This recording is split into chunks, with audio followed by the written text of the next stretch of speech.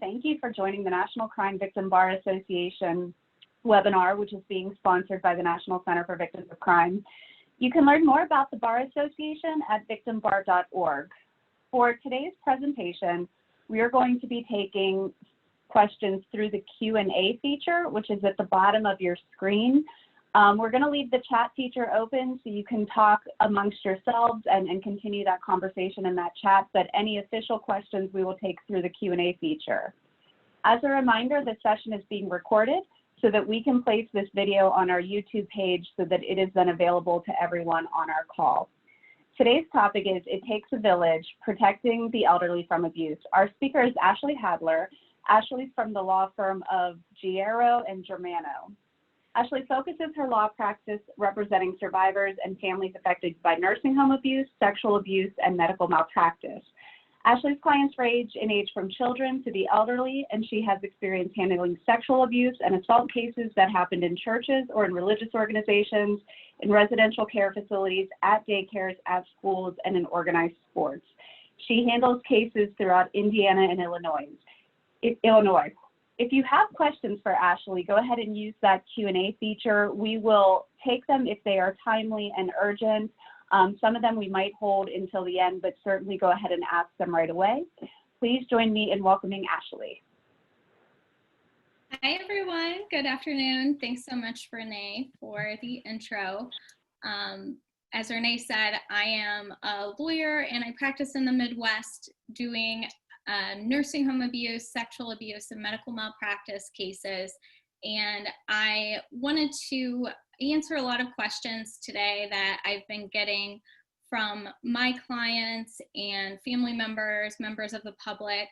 And I think right now, nursing home abuse is something at the forefront of everyone's mind, and it's something important for us to address. So I understand that in our audience today, we have attorneys and non-attorneys, we have victim advocates, guardians, and so I will do my best to keep everything as general as possible so that I pull in and I'm able to hit everyone's questions.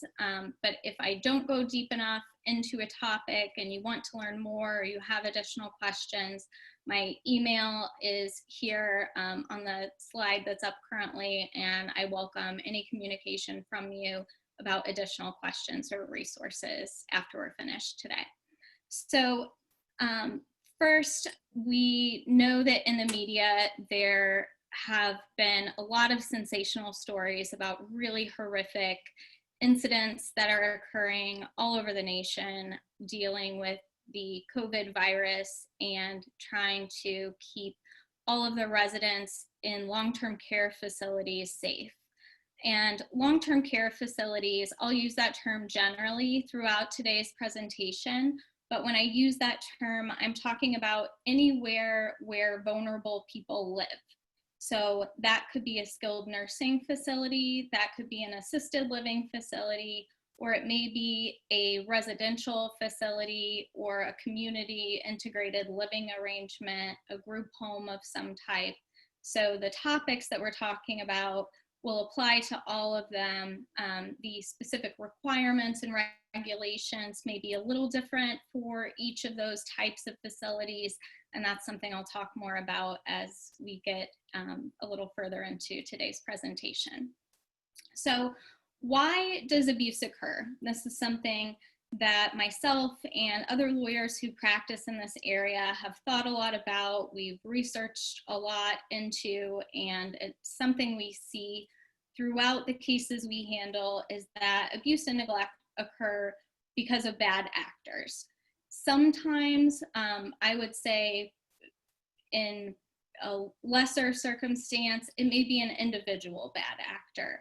So you may have an individual perpetrator who is taking advantage of an elderly person, either through financial exploitation, potentially sexual abuse, or physical abuse, mental abuse of some kind. Most of the time, what we see in nursing home cases is systemic abuse. So this is a corporation who has made a decision to place their profits over the health and safety of their residents. And when you see a corporation making those decisions, what is happening is that the profit margin that they are working with, they are maximizing toward keeping those profits in the corporation, distributing those to the people who hold the interest, and in doing so, they are underfunding the care that's being provided at the facility. So that can be understaffing, that can be a lack of supplies, it can be a whole host of decisions that are meant to keep the money in the corporation and not spending it as they're supposed to under federal or state regulations to provide care to residents. So that's something to keep in mind. Anytime you are seeing a nursing home case, or you're hearing about a law firm or a lawyer pursuing a case against a nursing home, it doesn't mean that we think that the nurses or the CNAs don't have the residents' best interest at heart. They may very well have the residents' best interest at the top of mind. It may be their goal to protect their residents. They're doing everything they can, but they may not have enough help. They may be assigned more residents than they're able to take care of.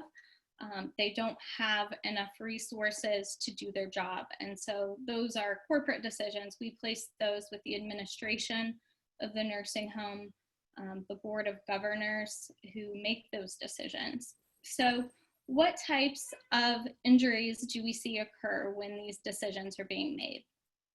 There are a number of things that you probably know and hear about. Anytime a resident falls, it can lead to a serious injury, a hip fracture, a shoulder dislocation, head trauma of some kind. It may or may not be evident at the time the person falls.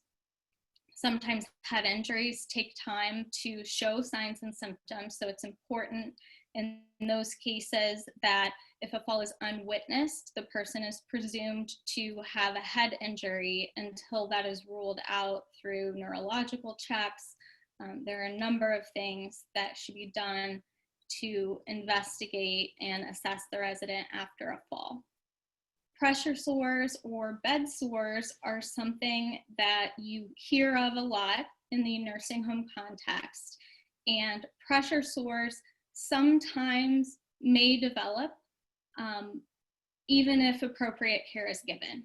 I will say that based on the expert nurses and doctors I have worked with and spoken to and all of the research on this topic, if appropriate care is being given, typically pressure sores or bed sores do not develop. Bed sores develop because of unrelieved pressure. So in order to prevent a pressure sore from occurring, the nursing home has to do a number of things. They have to follow their policy, which is to assess the resident, to take the findings from that assessment and identify risk factors for things like falls and pressure sores.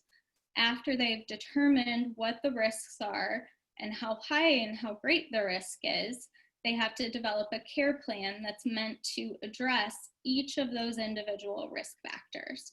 Once they have done that, the care plan, which is a written document or an electronic document if they use a computer system, it is memorialized there, and then it should be communicated to the people who are actually caring for the resident, so the nurses or the CNAs.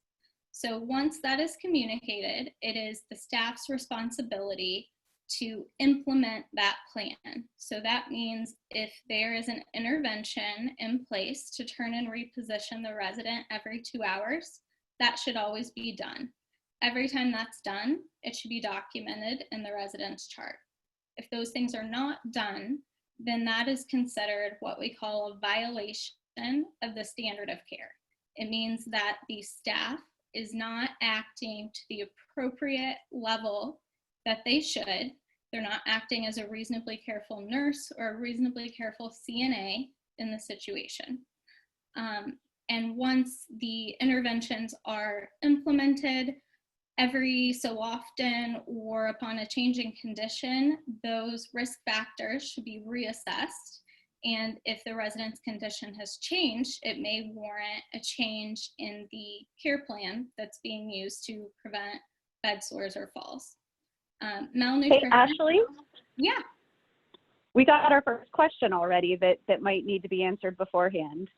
Great. So when looking for an attorney to deal with elder issues, how important is it to find one with a certified elder law attorney, which is a CELA rating?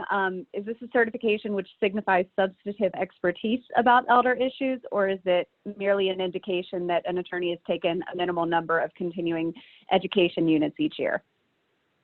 That's a great question. So that is a certification that may be great to have. It may mean that the person has taken some additional coursework or continuing legal education in that area.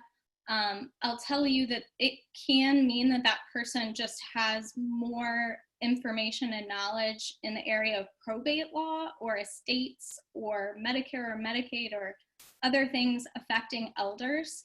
I think the most important piece of advice I would give someone if you were looking for an attorney to handle a nursing home abuse case or an injury that occurred in a nursing home, make sure that attorney has handled those types of cases. Ask them about their experience in that area. Ask them about the results that they've been able to obtain for clients, the type of injuries they handled. So in my opinion, if I were looking for an attorney for a family member in another state where I wasn't licensed, I would start looking at how much direct knowledge and experience does the attorney have handling the same type of case that I'm looking at.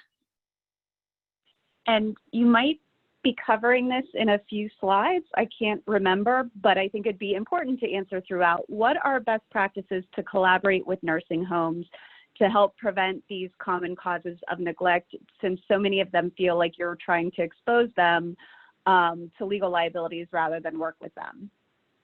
That's a great question, and that's something we'll cover. We have a section that's focused just on what types of questions to ask and how best to collaborate with the staff, because it is something that is a team effort. It involves the doctor, it involves the nursing home, the direct care staff, and the family or the guardian representative who's working with the resident, and of course the resident personally.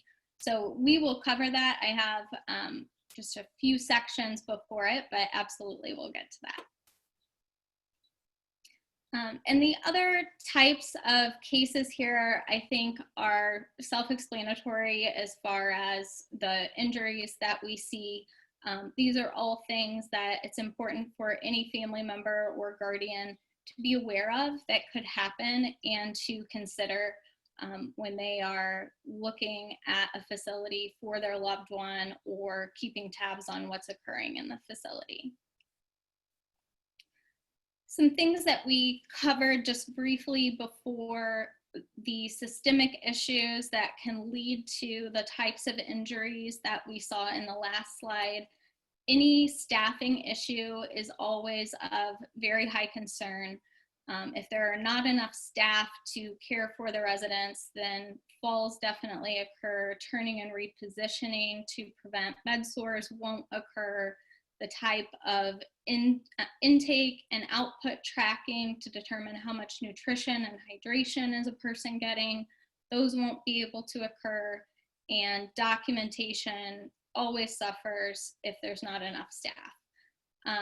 High turnover is something I hear a lot about from my clients. It's very important for family members to keep tabs on how frequently are people leaving the facility.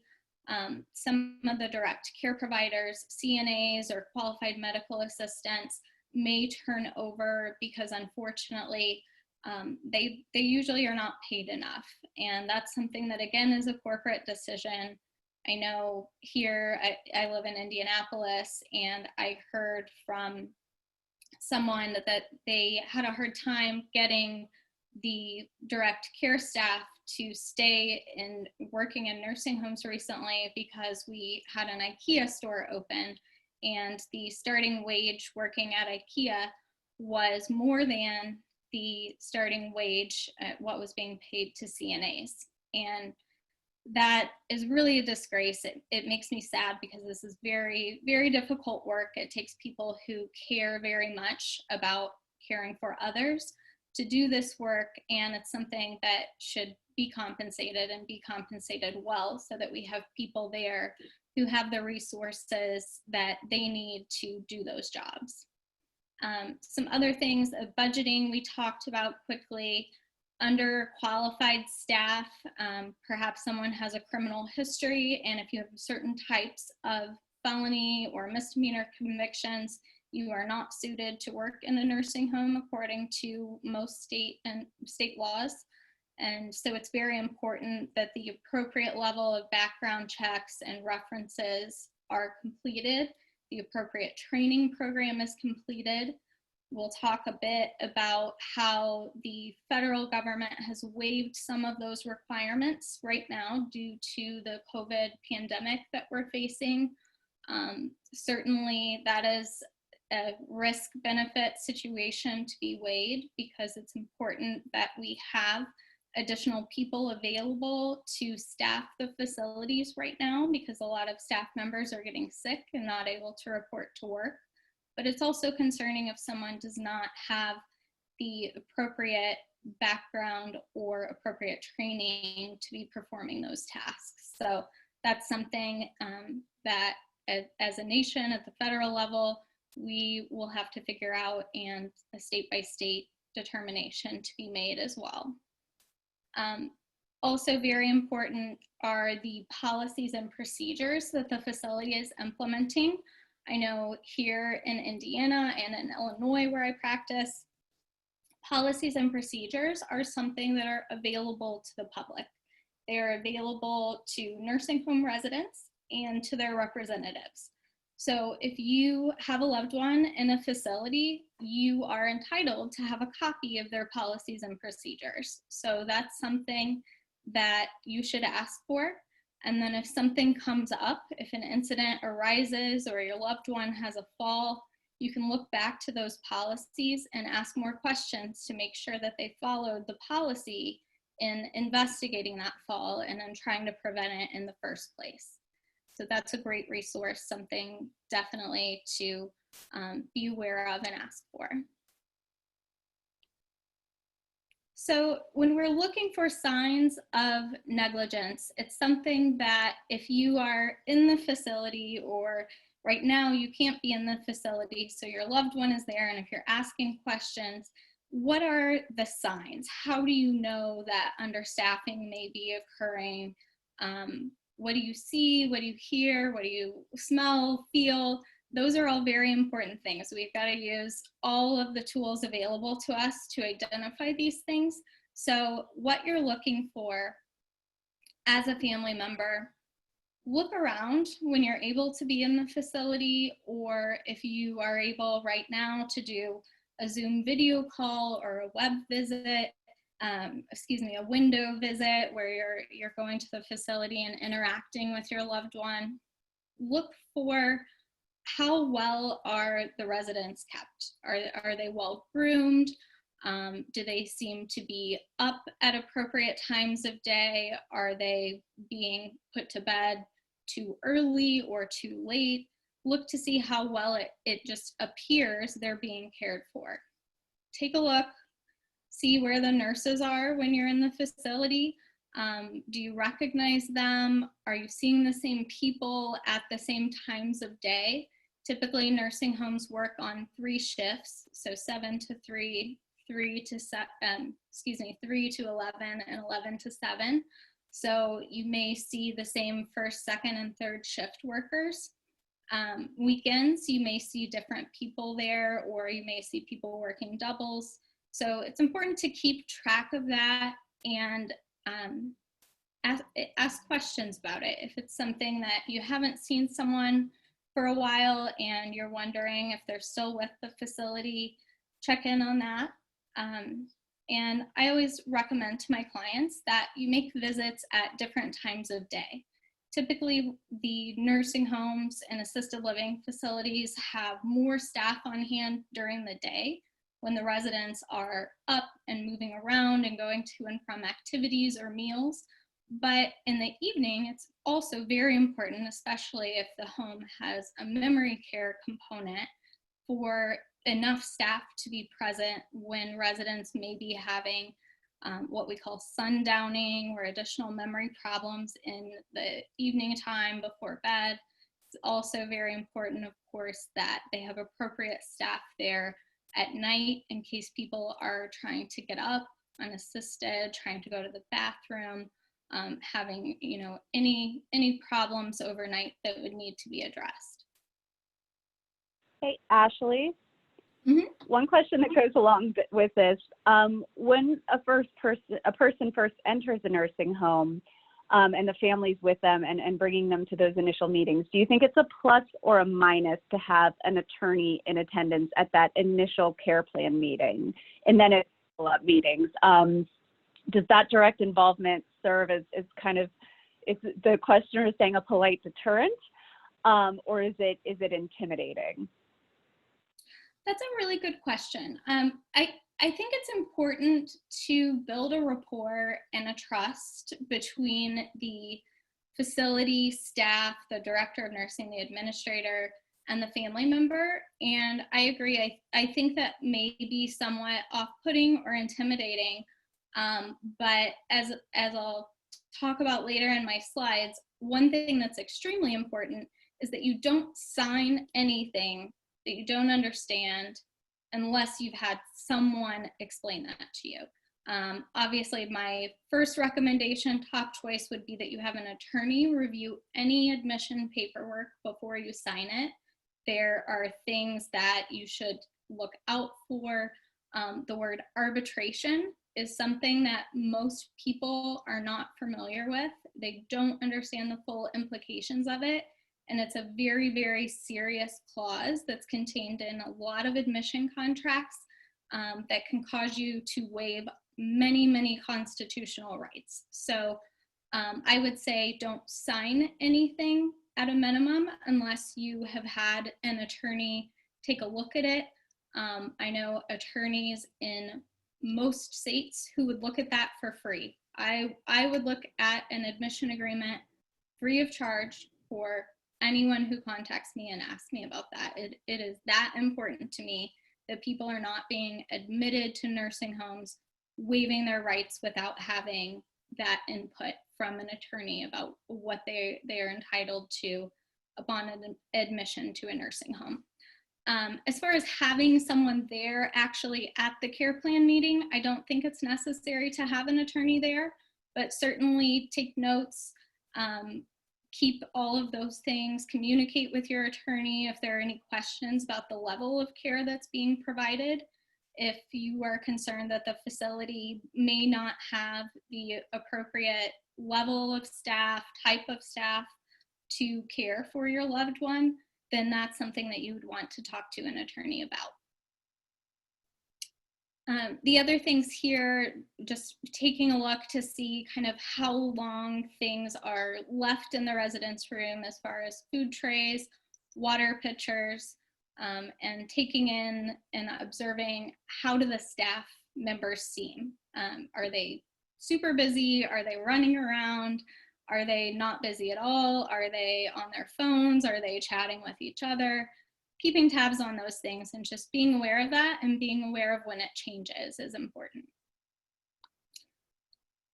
These are more of the same.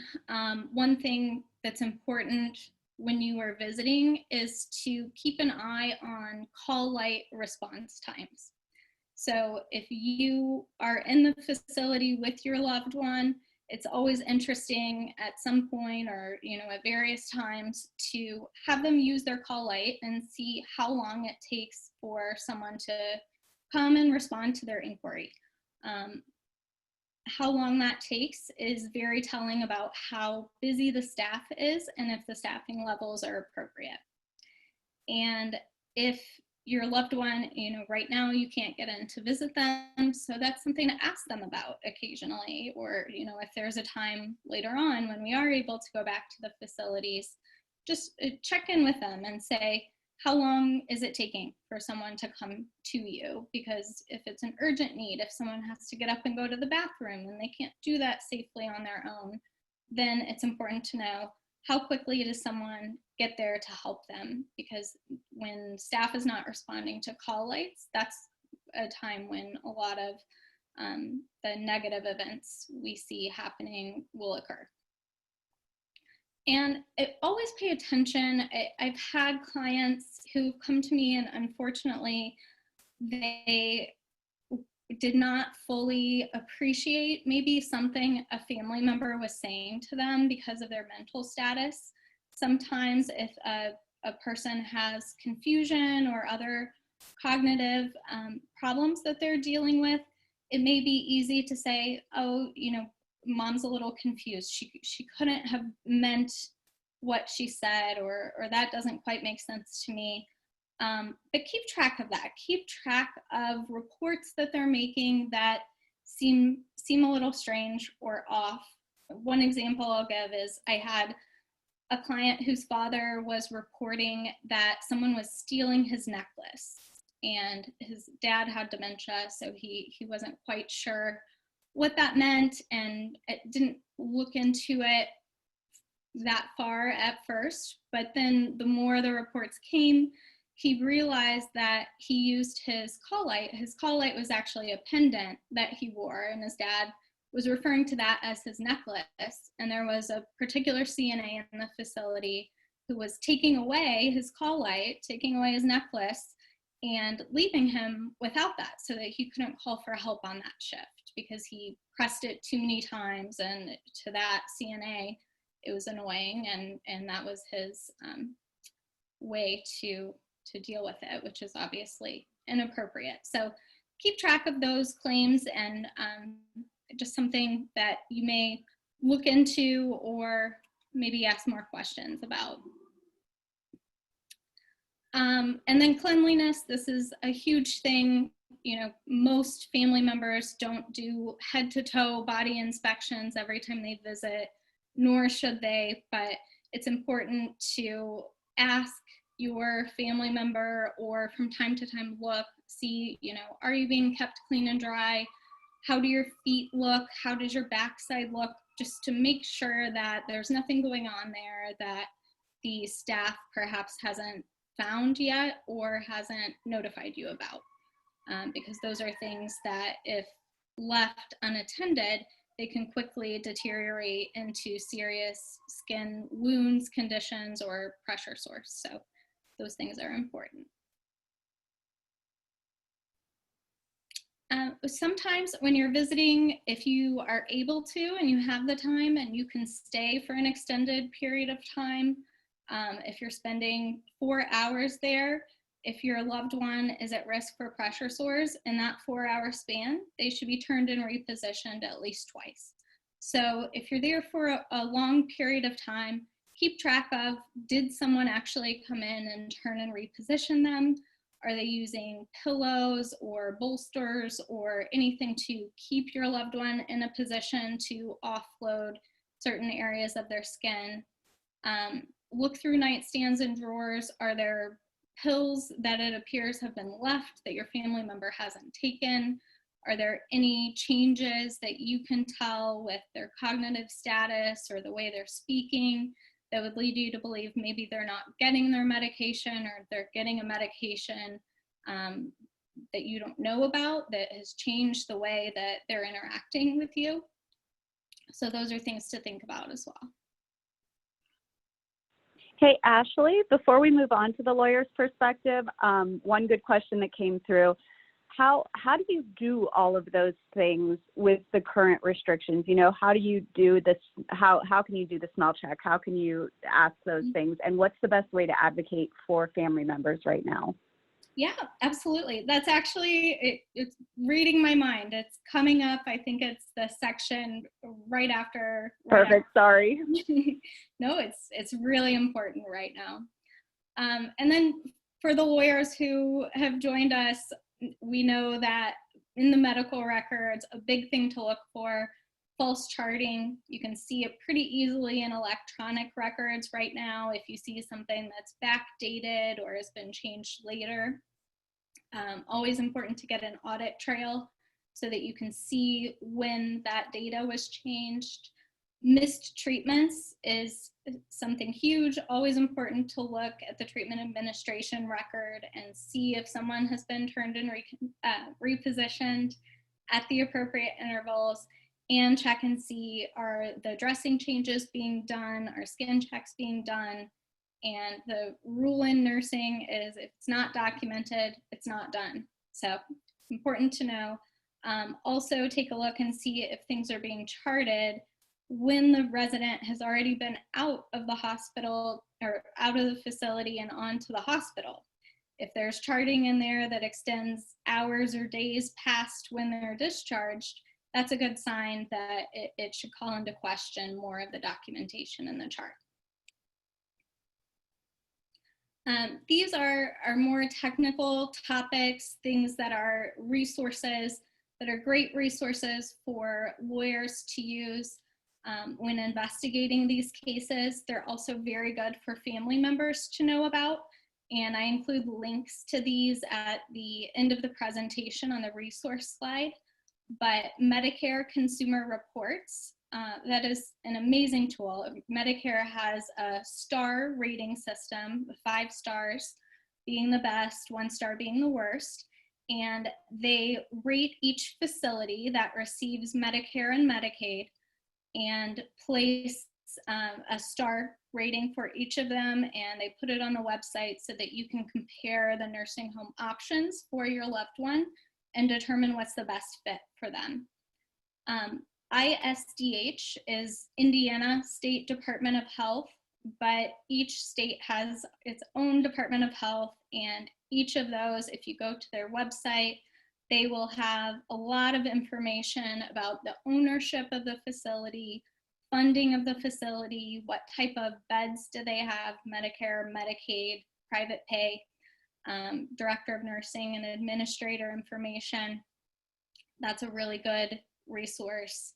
And then every facility who receives Medicare or Medicaid has a duty to report their financial information, the money that they're bringing in, and how they're spending that money. So that is a great tool. All of that is publicly available information. So I encourage everyone to dig around, play around now while we're at home and have time on Nursing Home Compare and your State Department of Health website. So all facilities who receive Medicare and Medicaid are regulated to some extent by the federal government and by state government.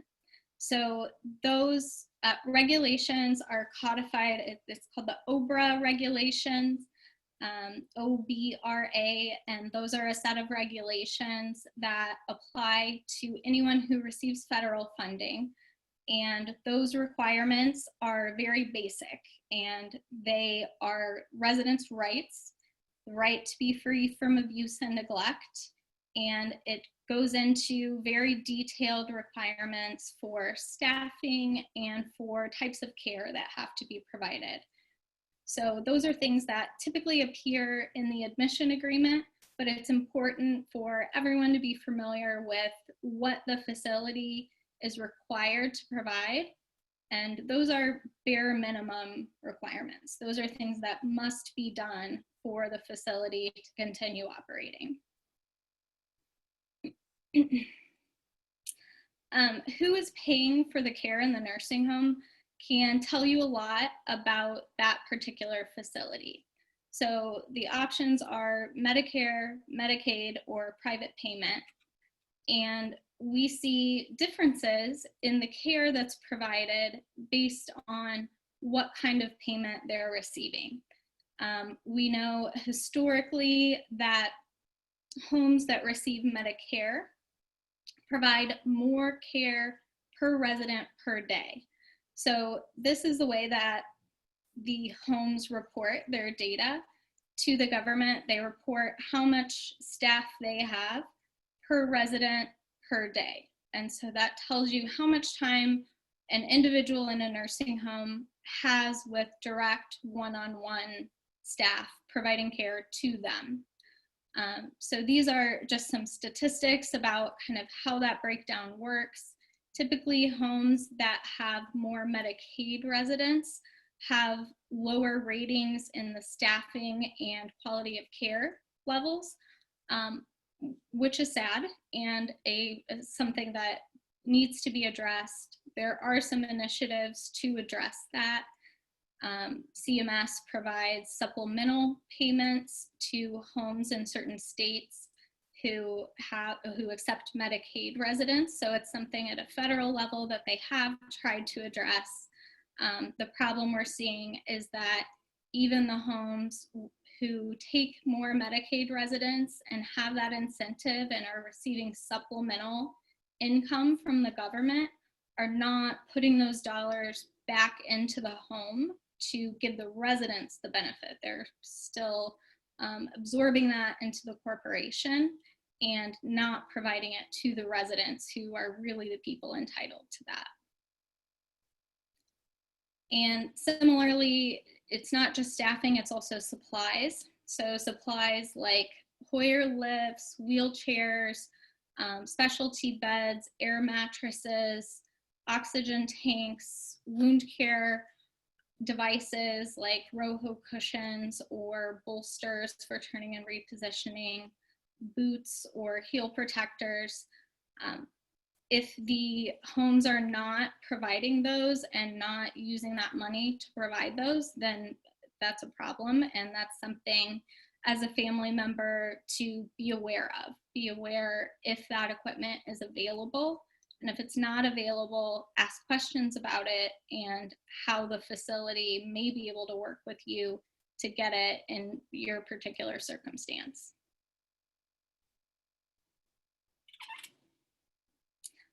Rehospitalization rates are also important. That's data that is also tracked, and it can tell you a lot about the type of care that's being provided, the types of conditions that residents in the home are suffering. So historically, that's something that you can look back on to find out what type of care has been provided there, and that's something you can use when you're determining whether or not to place your loved one in a particular facility.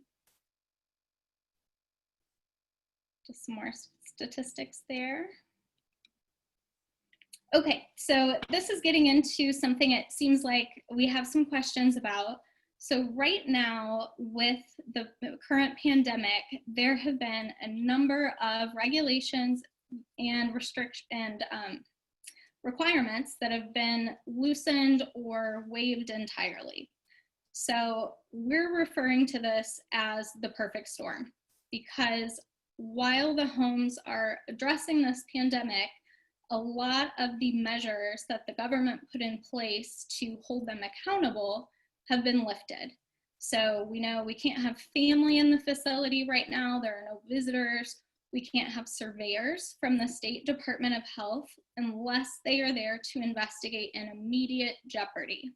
So that phrase is really important, the immediate jeopardy.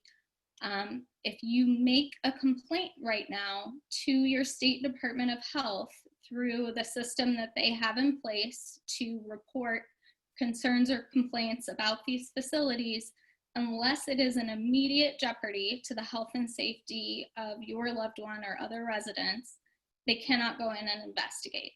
So if you are making that report and you are concerned that there is an immediate concern, I'd encourage you to make that clear so that they don't put that off and put off that investigation until a later time. So that's something, you know, you'll have to use your judgment on if you believe it's immediate. And the surveyor, of course, will use their judgment as well in determining if they need to go out and investigate. Also, a lot of the reporting duties for the number of staff that are working in the facility have been waived. So we don't know right now what the staffing levels are in the facilities. That's something that we won't know for some time, and it's important to know. It's important data for the government to have when they're looking at whether these facilities are operating appropriately in a way that they have determined will protect their residents. So that is all on hold right now, as well as a lot of waivers related to the staff certifications and the training. So like we talked about a little earlier, because the staff members are sick and they're having trouble getting enough staff into the facility, they have waived some of the requirements so that people who may not have certified or qualified or been trained to the level that's normally required, if they're willing to come in and do it, right now the training and the certifications, the bar has been lowered so that more people can come in and do that. So these are all things to be aware of when you're thinking about your loved one and what's happening in their home right now.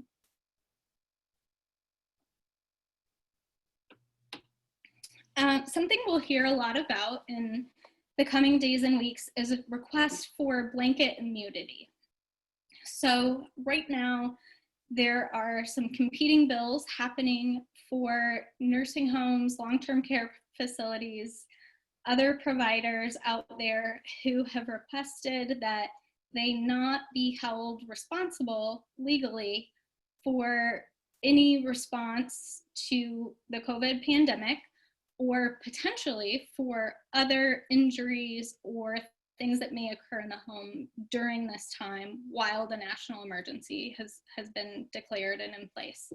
So that's concerning on a number of levels, because accountability is one way that we are able to ensure quality of care for people now and moving forward.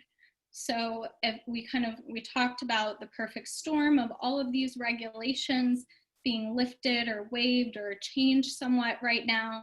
So if we don't have those in place and bad things occur, we don't want to incentivize someone to let their guard down. We want to make sure facilities are still operating at the highest possible level and to the standard of care, and still be held accountable if they act in a way that's not. That's something that's important to protect people. CMS right now has given some additional funding to nursing homes across the country, and these are things that are great to be aware of as a family member.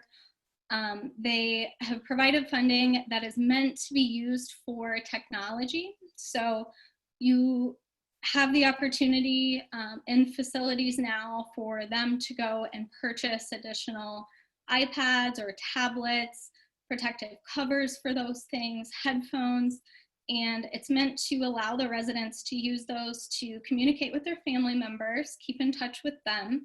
You know, that's incredibly important to their health and well-being. It's also meant to use the device for telehealth. So if their physician is not able to come into the facility and provide the care that they typically would, typically physicians are required to see each resident in person at least one time monthly, and that also is lifted currently. They don't have to actually physically go into the building. So there may not be a doctor in the building, so it's important that the doctor be able to communicate with the patient, see the resident through telehealth. So you can see the allowance there, the maximum amount of $3,000 per facility, or one device for every 7 to 10 residents. There is also an allowance to provide personal protective equipment, or PPE, for 14 days. As we know, that is something that is needed now, and unfortunately, it does not have to be delivered until July under the current regulation. And while a 14-day supply is great, it may not be enough. So that's something that the states and at the federal level should continue to address, because it's so important to protect the workers, the frontline healthcare workers, nurses, CNAs, who are putting their own health and safety at risk and going to work every day to care for people. So that's something that the facility administration, the federal government, and the state government will hopefully continue to work on and make sure to protect those people. This is a breakdown of how the 100 million grant from CMS is meant to be used. And they are providing additional funding to state survey offices. So those are the individual states' Department of Health. And they are giving this additional money so that they can get out there, investigate those immediate jeopardy complaints, complete infection control surveys. Infection control is something that the state surveyors always look at.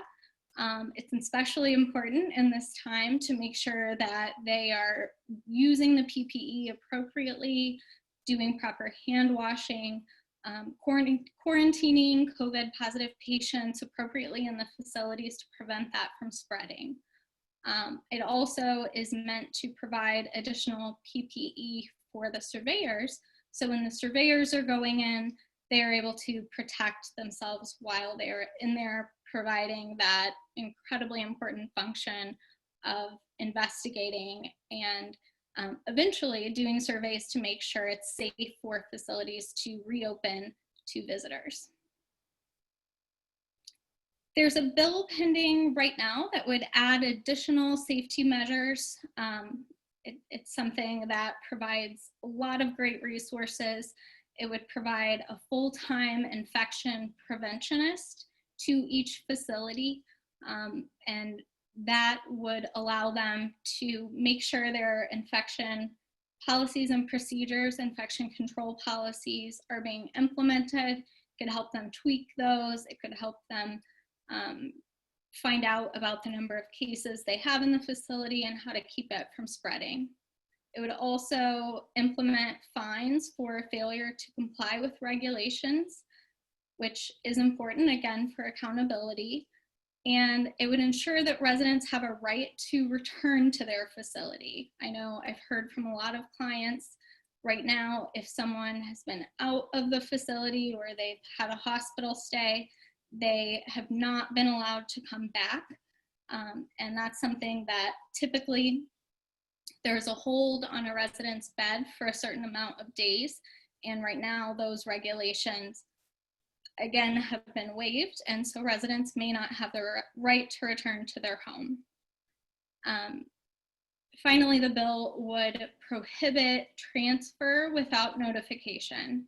So something concerning we've seen happening is that one of the regulations that is waived under the current pandemic is that people have been discharged from the facility or moved to another facility without warning.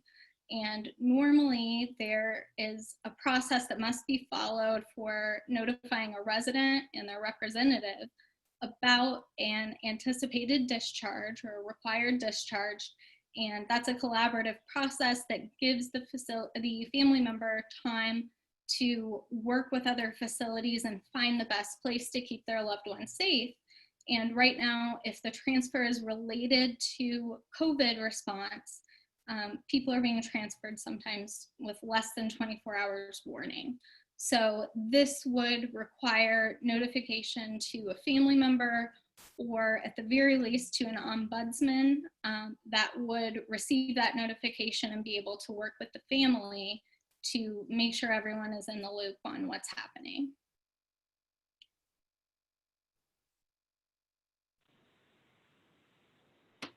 The bill also sets requirements for testing, which are really important. That's something that we all would like to know more about, are the numbers of positive cases. It would require daily testing for staff members, which would be a big help because those are the people coming and going.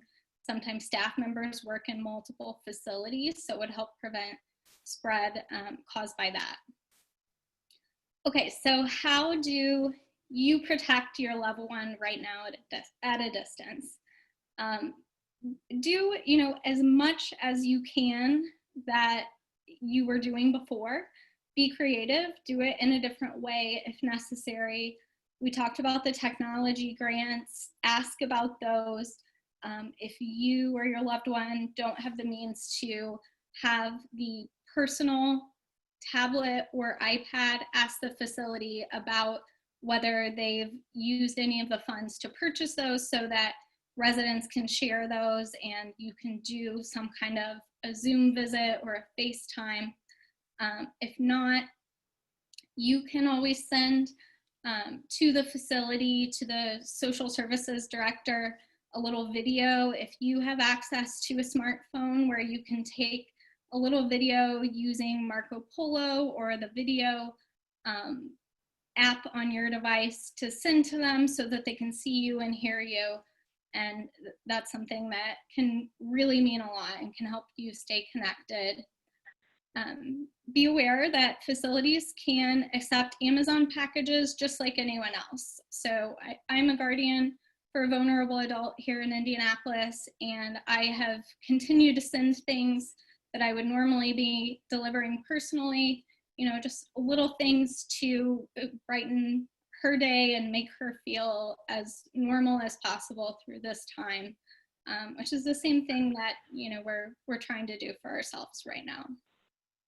Hey, Ashley, regarding accountability, if somebody has a client who's in a facility who doesn't have a cell phone and this person's being told that the facility doesn't have a portable phone, what do you suggest doing? So most residents should have, or most nursing homes should have a phone available at each nurse's station or in the resident's room. So if the facility is telling you that they have no way to take a phone to this person's bedside, I would recommend reaching out to your local ombudsman. So each county should have an ombudsman that works as a liaison between the State Department of Health, the facilities, and family members. But there should be a way that they could deliver or install at least a cordless landline phone so that residents can speak to their loved ones. I mean, that's a very basic requirement, that you be able to communicate directly with your loved one and not just communicate through the staff member. You need to hear their voice, you need to see them, and make sure they're okay during this time. So I would give a call to the local ombudsman first and go from there. And then there's a follow-up question. Ombudsmen can be really good advocates, but they have such a massive caseload. How can an elder without family members locate an advocate who can be hired to serve as a long-term watchdog, Sure. so to speak? So I would check through any local attorney resources. So if there is someone who's an elder law attorney or an elder abuse attorney, negligence attorney, speak to them. Also look for any programs in your state where volunteer advocates will work with family members.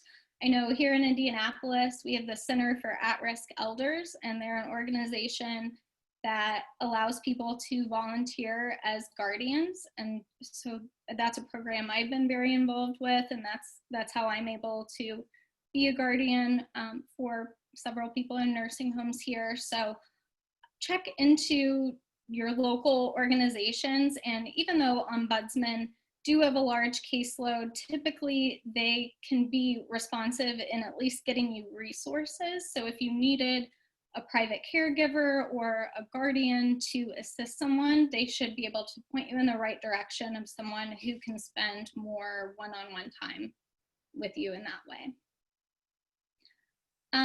I would recommend, following up on the requirements that we've talked about and asking questions about those, and asking questions about how the facility is using the grants that we've talked about for technology and PPE, and make sure that you are documenting everything. Keep good notes, communicate with staff members, communicate with other family members of other residents in the facility.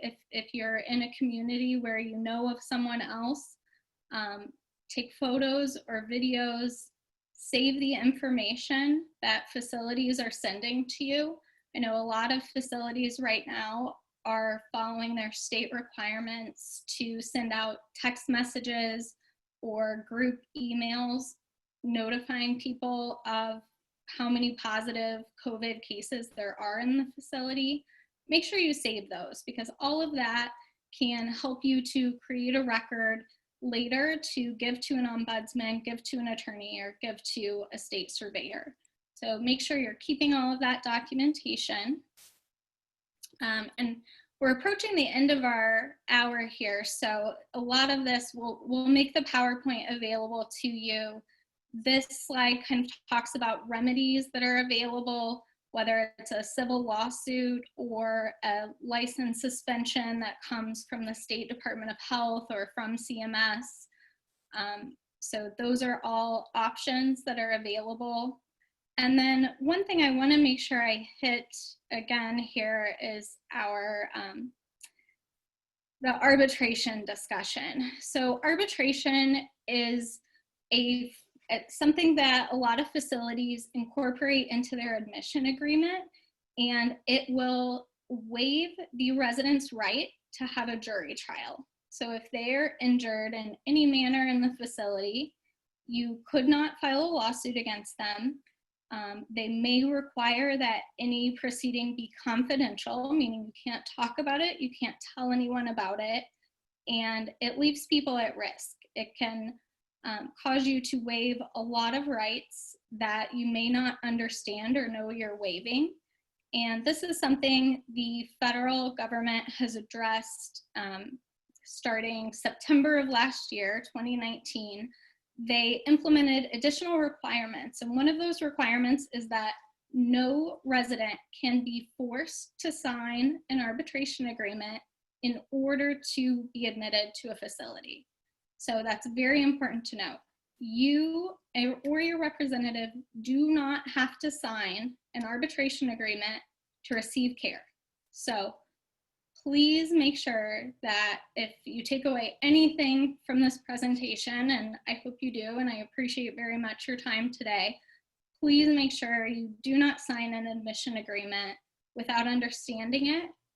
Ask questions, ask an attorney, email me. I will help you find an attorney in your state and have someone look at that. It's something, like I said, lawyers will do for free because we feel so passionately about protecting people from waiving their right to a jury trial, waiving other things they may be entitled to. So please do that. There's a lot of other information here in the PowerPoint and a resources slide here at the end that will take you to the Nursing Home Compare website so you can see the star ratings and some other just great information. A lot of these sites are keeping up on all of the changes that are changing daily with the new COVID regulations. So check those out. Thanks so much for your time, and let me know if you have any questions. Thank you, Ashley. We have about 11 questions that are open. I can ask them. If folks want to stay on the line, we can take an extra 15 minutes and try to ask these, but otherwise you see Ashley's email on here, so please contact her. For those of you who have to leave, our next webinar will be focused on how civil legal action can be used to assist victims of domestic violence right now. It'll be at the same time, so noon Eastern on June 9th, and updates are always posted on our website at Victim Bar. Again, you see Ashley's email if you have further questions. So for those of you who had questions that are sticking around, is it reasonable to record meetings with staff at admissions, or do you think that would be intimidating as well? So my first concern, more so than being intimidating, is that it may not be legal in your state if you're not planning to tell the other person that they're being recorded. So each state is different on whether both parties need to be aware of that recording. in any event, I don't think it's necessary to have that recording. I think that so long as you don't sign anything that you don't understand or haven't received legal advice about, and as long as you take good notes, I don't think it's necessary to have a voice recording. And along the lines of states, there's a question, are you restricted to serve clients only in Indiana and Illinois, or are you available to Texas residents who move to retain you? I will tell you, I am not licensed in the state of Texas, but through the National Crime Victim Bar Association, we have a wide network of attorneys who practice there. So if you reach out to either me or to the Bar Association, we can point you in the right direction and make sure you're in good hands there in Texas. And just a reminder, our information is at victimbar.org. There is a client who has not been able to move out of a rehab facility and into an assisted living facility because of the lack of hospital beds due to COVID-19. Do you have any suggestions for that? So to make sure I understand, they would be moving down in care. So if they are at a higher level of care and looking to move to a lower level of care, it will depend first on what state you're in and whether there are any particular restrictions about that discharge process. If you were moving the other way, if you're moving to a higher level of care, meaning they need more care at that point, then that's something that I would reach out to an ombudsman or the Department of Health right away, because if they need a higher level of care, they need to be getting it. And so I would reach out to them to find out how to get that transfer taken care of as soon as possible. Okay, and Victor asked if a facility is presenting a contract where they're saying if you don't sign, you don't get in. Is that okay? They're really being coerced to sign an arbitration agreement. So if it is a private facility, then the CMS requirement doesn't apply.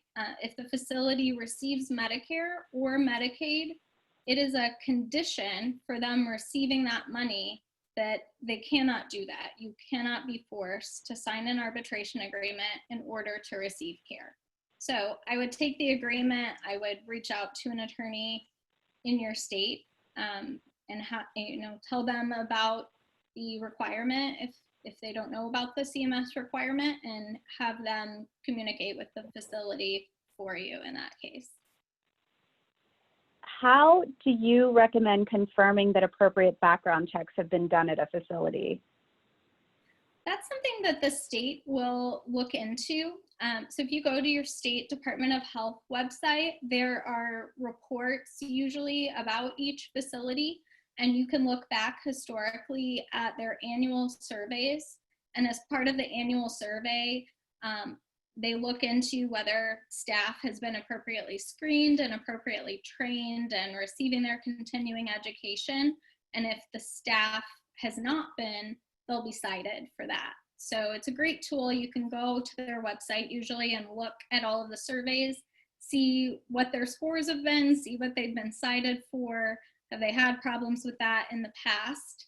And that will tell you at least historically what's happened. Unfortunately, there isn't a great way for a family member to look into that. Obviously, we have to protect the privacy of staff members too, so you're not going to get access to their personnel files. But if you have a concern about any particular person working in the facility, you can always reach out to the State Department of Health, and the Department of Health can look at that particular individual's licensing and certification to make sure that there are no red flags there. And what if a family does not speak English? Are nursing homes required to get an interpreter to explain an admission application? That is such a great question. Yes, nursing homes are required to explain the admission paperwork, specifically the arbitration agreement, in a language that the resident and their personal representative understands. So you have a right to have that explained to you in your own language, whether that's verbally or in writing. So you should not be presented with paperwork that you do not understand because of a communication barrier. You are not required to sign that. They are required to explain that to you. It's a great question. Okay. There is one more very long question. There are a couple we're just not going to get to because of time. But again, Ashley is happy to answer those questions. If you send them to us or to her directly, we'll make sure they get to her. The last one, write-in clauses are allowed in nursing home contracts, but if an admissions contract doesn't address the specific elements of care that a resident will receive, can a facility administrator refuse such care after an admission because that issue or that level of care was not specified in the contract? In other words, how detailed do you need each contract to be to make sure all of your bases are covered? So this question sounds pretty specific to the type of facility. So it's a little difficult for me to answer not knowing if the facility is skilled or assisted living or residential. Each admission contract will not necessarily provide each element of care that will be provided in writing. That's something I would need to know more about, and an attorney helping you with that would need to know more about what care specifically you're inquiring about, and if that facility is the type that's required to provide it.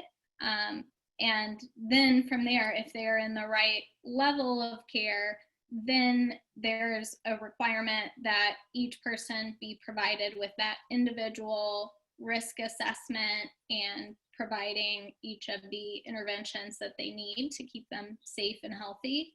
So it's something, depending on the level of care of the facility that you're talking about here, there's probably a regulation that would require the care be provided once they're there. But it may not appear in the admission agreement. I would ask a local attorney about that specific issue and have them look at the contract for you. Fantastic. Well, Ashley, thank you for giving us an extra 10 minutes, and thanks everyone for calling in. Again, we're at victimbar.org where you could get all of our contact information, and Ashley's made herself available to you as well. So thanks everyone for calling in today.